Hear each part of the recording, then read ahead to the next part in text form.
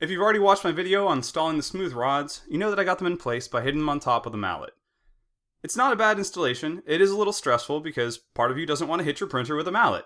So I want to talk about some alternate installations to getting these smooth rods in place. They're not official steps, but there's some suggestions that you could consider in the event that you wanted to avoid using the mallet method. Now, I did use the mallet method with a combined method of priming the rod ends. That gave me peace of mind. I went ahead and pushed the metal rods into each rod end ahead of time so that it was already sort of broken in and easily accepted the smooth rod. However, you didn't need to do that. You could have done this with the rod ends entirely non-prepared. You could have done this without ever priming the rod ends and still installed it with the mallet. Plenty of people have done that and will do that, and it does work. I just needed to prime the rod ends to give myself a little peace of mind. Now here are some alternate solutions in case you don't want to hit this with a mallet.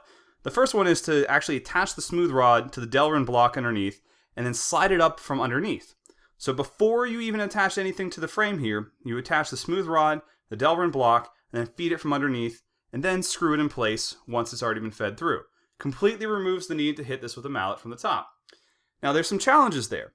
These screws are really close to the metal rod, and since they were Torx tip, for me at least, they were a Torx tip, it would have been nearly impossible for me to tighten these in place because I didn't have a tool that was going to allow me to get that close to the rod. The other side of that is that the opening in the frame is really a snug fit too, so feeding them through from the bottom was also going to present a little bit of challenge and put some flex on the frame, and so I just felt better just putting them in from the top.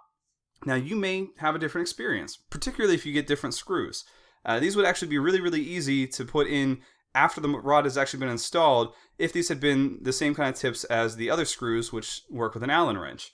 Now one of the other installation techniques that I really wanted to work out, but I didn't have anything that fit, so to speak, would have been to take a wood block of various sizes or shapes and slide it underneath, put it underneath the Delrin block so that the Delrin block was supported underneath, so whenever I hit it with the mallet, that the frame isn't taking the actual force, but the wood block would.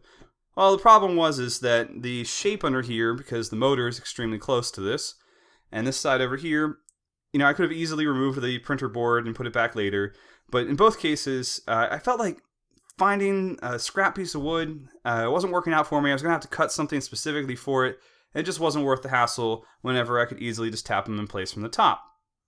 So there's two different alternate methods that both of which make pretty sound logic. And again, I would have loved to have just braced the Delrin blocks with a piece of wood underneath and then hit it with the mallet. The third alternate solution I have for you, and probably the most creative, it's not one of my own, but it's really clever, is to make sort of a tourniquet out of the frame and tighten it in place till the rod ends just sort of pop in place. So when I say a tourniquet, you're probably thinking, how is that going to work here with this frame? Well, it would have happened much later in the assembly. It would have required that you actually have this top plate installed, and the top plate gets Delrin blocks of its own up here. So picture that neither side of this rod has been forced into a rod end. It's just resting here gently, and then you put this top piece here. Now granted, there would have been other parts in between. You would have installed everything here first, because now you're capping the top of it. When you go to cap the top, wrap the whole thing in a rope, and twist it like a tourniquet until, pow, everything pops in place. It's probably the most creative solution I've heard. I would have loved to have tried the tourniquet solution. But the problem there was that I didn't want to go through the process of getting all the way to the end, and then finding out the tourniquet solution didn't work for me, and then having to back up so I could tap these in place with the mallet. So I ultimately settled for the most basic of installations, just tap them in place with the mallet.